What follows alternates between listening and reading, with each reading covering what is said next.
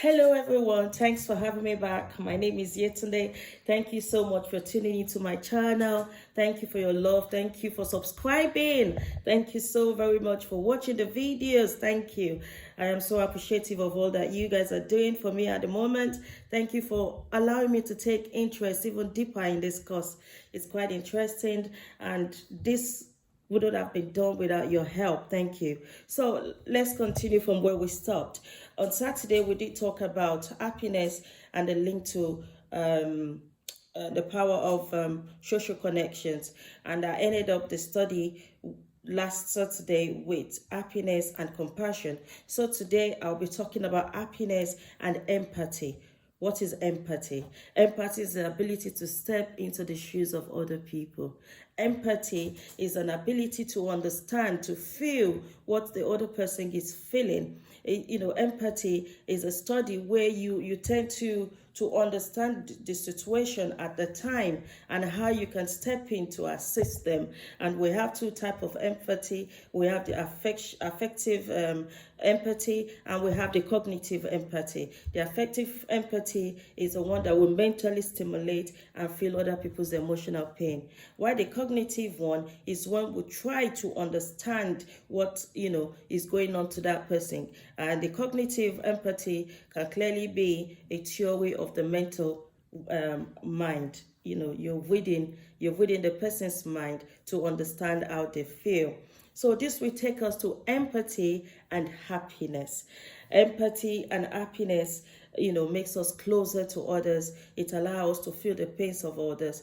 It makes us to understand what the other person is going through without being judgmental. It creates about curiosity, about getting to know that person more and to understand how we can help them.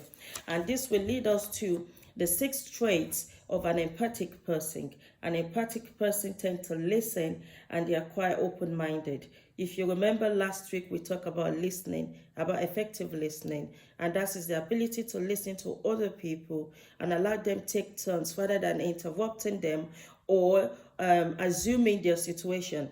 So an empathic person is a person that tends to listen and is a person that is quite open-minded. And also, an empathic person is someone who is genuinely interested in the other person. They tend to be a bit curious. They want to know what's happening to you. They are open-minded. Also, an empathic person develop an emotional imagination of what you're going through, and that's what we call the cognitive type of empathy. Also, an empathic person try to understand the other person's life to come about how they can prefer solution. So these are the 6 traits of an empathic person. Lastly, they inspire people to do what they think they cannot achieve. So going forward, this will lead us to happiness and kindness.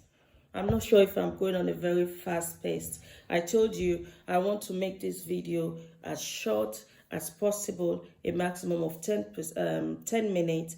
And also, I want to be able to cover a lot of grounds because it's a very vast topic. As I said to you, the pursuit of happiness is quite is quite interesting, and there are so many segments to it. And if we understand this segment, it can help us in our own pursuit of personal happiness. So this will lead us to happiness and kindness. We all know what kindness is: giving a hand to someone, reaching out to other people when they they're so in need of a help. I beg your pardon. And what are the benefits of kindness? Is the ability for us to make a choice to help. To be kind is a personal thing. Some people are so cold that they don't even feel the pains of the other person. They feel, they're self-loath, that they don't understand what it is to be kind. They find it difficult to show empathy. But with somebody who has the ability or who has the gift of kindness, which I believe every one of us have the ability to show kindness.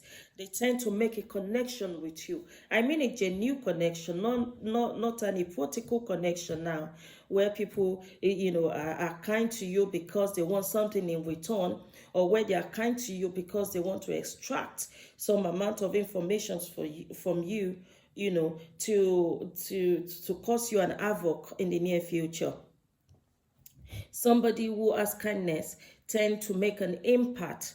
Say for instance, you love children so much, you show kindness through these youngsters, and you want to make an impact. You don't want them to go through the pains you have been through. So as a result, you can have a set of class for them where you teach them what they need to know. So in the lives of those children, directly or indirectly, you're making an impact. So as someone who show kindness tend to make an impact, in the community or in their workplace, among their families, even among their friends, wherever they find themselves. They are known for a particular trait. They are known for doing certain things. And happiness and kindness, they are quite, they are quite related, though it can be relative, but they are quite related in the sense that when you do, or you offer a helping hand to someone, I am sure you have a sense of self-gratification, and which in turn you're happy that, oh, I was able to do that for her in my own capacity, as I said in my previous video.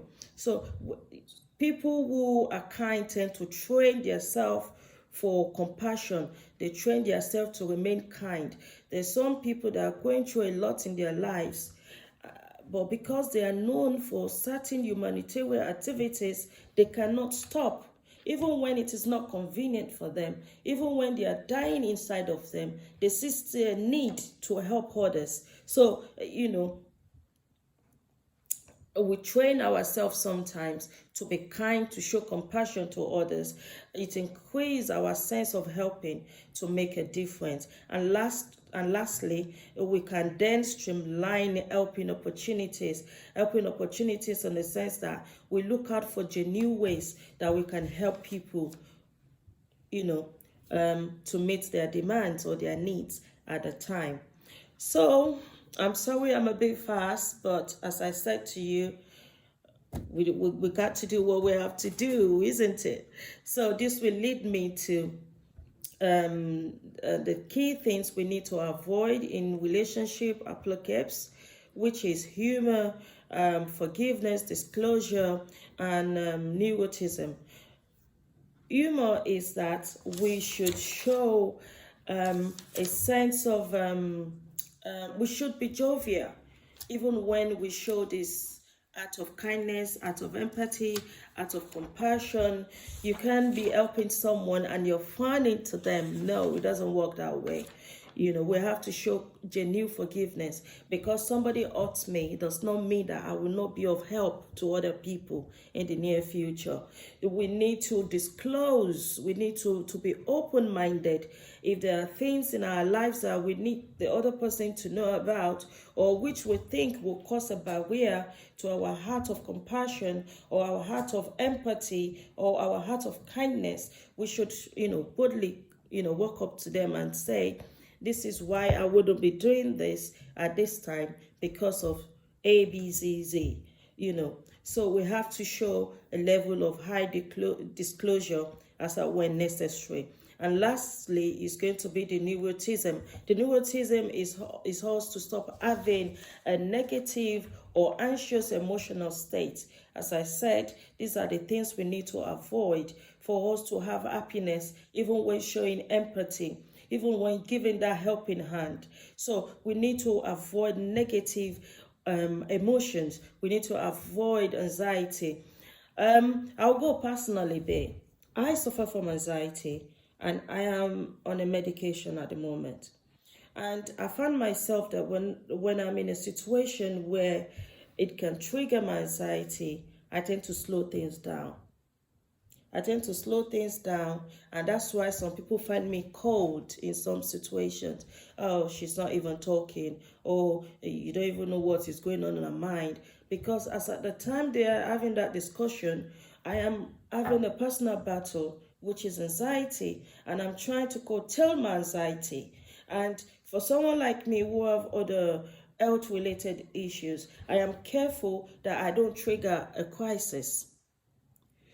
But the other person who is not aware of my health situation might feel, oh, she's not even practicing what she's preaching, or she's not connected to me on some personal basis, not knowing I have my own personal struggles. These are one of the key things we should avoid in our relationships, even when we know that, some of them are inevitable. It's not your fault that you find yourself in this situation. But we should always try to avoid negative emotional state. Thank you so very much, guys. It's 10 minutes now, and I will continue probably tomorrow or on Wednesday. I'll come back and we can talk more in depth about happiness and reconciliation. That is a very, very interesting area. I am so delighted. I will be so delighted to discuss about.